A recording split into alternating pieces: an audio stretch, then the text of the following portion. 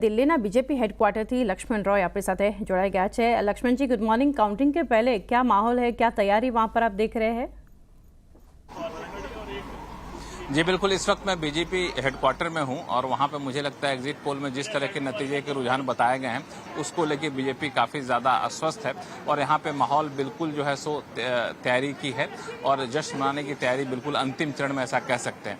अभी सुबह से ही यहाँ पे करीब 2000 से ज्यादा लोगों के लिए खाने पीने का इंतजाम किया जा रहा है। मैं चाहूंगा कैमरामैन से कि थोड़ा सा दिखाएं ताकि आप भी तस्वीरों में ही सही इसका लुत्फ यहाँ पर ले सके। देखिए यहाँ पे बूंदी रखे हुए हैं, बुनिया है जो इसी से कई लड्डू भी बनाए गए हैं और इसके अलावा आगे आप जाएंगे तो वहाँ पे लोगों के सुबह के नाश्ते का इंतजाम किया जा रहा है और वो जो नाश्ता है वो सुबह से यहाँ पे कुछ मीडिया कर्मी भी हैं, कुछ कार्यकर्ता भी हैं और उनके सामने जो है सो वो के लिए नाश्ता है। फिर दोपहर तक कार्यकर्ताओं की भीड़ काफ़ी ज़्यादा हो जाती है, उनकी तैयारी यहाँ पे की जा रही है और जैसे जैसे नतीजे के रुझान काफ़ी ठोस आने शुरू हो जाएंगे, ये जश्न बिल्कुल चरम पे पहुँचता हुआ हो जाएगा।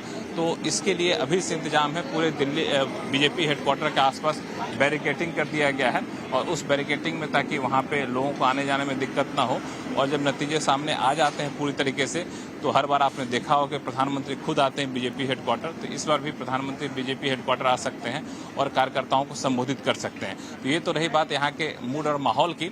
और इसके अलावा अगर आप देखें तो ये अब से कुछ ही देर बाद 8 बजे से काउंटिंग शुरू होगी और 8:30 बजे से ईवीएम की काउंटिंग शुरू हो जाएगी। नतीजे आते आते ठोस रुझान आपको 11 बजे से 12 बजे के बीच में मिलना शुरू हो जाएगा और करीब 1 बजे के आसपास कह सकते हैं कि आप मोटा मोटी आपको पता चल जाए कि इसको कितनी सीटें मिल रही हैं।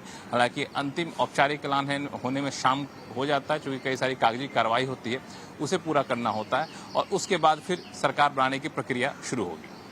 लक्ष्मण जी, और आपसे जानना चाहेंगे, एग्जिट पोल के नंबर्स भी हमने देखे, बट दिल्ली में कौन सी सीट्स रहेगी जहां पर एक फोकस है, जहां पर ज़्यादा एक बात हो रही है, वो कौन सी सीट्स, कौन से वीआईपी कैंडिडेट्स है? देखिए कई सारे सीट यहाँ पर हैं जिस पे सबकी नज़रें टिकी रहेंगी। एक तो यहाँ पे 7 सीटें हैं, तो पिछली बार 7 की सीटें बीजेपी के खाते में गई थी। इस बार अटकलें ये थे कि शायद कुछ सीटें आम आदमी पार्टी को मिले क्योंकि अरविंद केजरीवाल के जेल में जाने के बाद शायद सहानुभूति की लहर हो, लेकिन एग्जिट पोल ने ऐसा कुछ नहीं दिखाया है। तो इस वजह से बहुत सारी सीटों को लेकर के तो नहीं, 2-3 सीटों को लेकर लोगों की जागरूकता जरूर है, जहाँ पे कन्हैया कुमार और मनोज तिवारी के बीच मुकाबला है। दूसरा मुकाबला महाबल मिश्रा का है, वहाँ भी जीत की थोड़ी बहुत संभावना इंडी गठबंधन ने पाल रखी है। और एक चांदनी चौक सीट है जहाँ पे कारोबारियों को नेता जिसको अक्सर आप सीएनबीसी आवाज सीएनबीसी बाजार पर देखते हैं, प्रवीण खंडेलवाल, वो वहां से खड़े हैं, उस पर नजरें टिकी रहेंगी। इन सब के अलावा बनारस, लखनऊ जैसे कई सारे क्षेत्र हैं जहां पे लोगों की नजरें टिकी रहेंगी। लेकिन ये सारे जो वीआईपी सीट हैं, मुझे लगता है कि उस पर भी आपको 11-12 बजे तक पता चल जाएगा कि कौन जीत रहा है, कौन हार रहा है। जी लक्ष्मण जी, बहुत शुक्रिया हमारे साथ जुड़ के डिटेल्स आपने शेयर की। Thank you. तो आ रही